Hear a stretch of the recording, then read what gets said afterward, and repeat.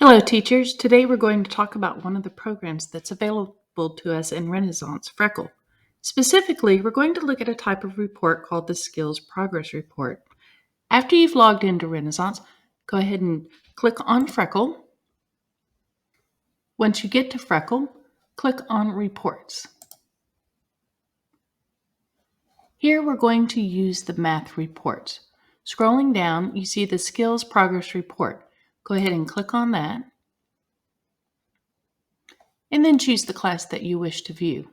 From here, you'll notice for all of the students, there are several things showing on this report. First of all, you may see an orange triangle.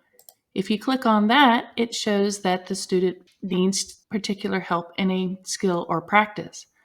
Mainly, what I want to focus on are the green squares that you see in this report. If you look, the light-colored squares are ones that the student placed out of by taking the Star Renaissance test. The dark green squares are ones that the student has mastered while working within the Freckle program. At the top, you will see the grade level that the student is currently working in.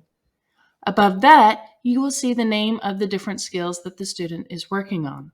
For this student, we see there is a map icon, and the student is now currently working on solving multiplication facts. If you click on the skill that the student is working on, it takes you to a new screen. Here, you get the actual TEKS that the student is working on. In this case, this student is working on multiplication facts to 100, and this is the TEKS 3.4F. You can assign targeted practice so the student is taken directly to this focus skill, and it also allows you to see sample questions like this that the student may see while working in Freckle or that you can use whenever you are working with them. You can print a worksheet or create a benchmark assessment for the student that targets this skill.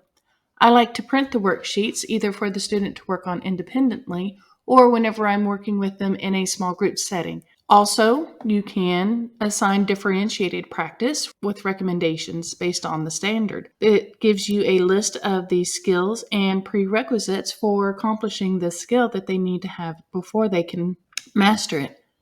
We get a printable that you can have, a sample question that also can be used in small group like this with the visuals. You can also assign the skill. So there are other different skills. One of the things on this page that you can see as well are different instructional videos that will help the student to understand the concept better and also that they may see within the Freckle program. Going back, one of the things I really like about the Skills Progress Report, it gives me a snapshot of the whole class.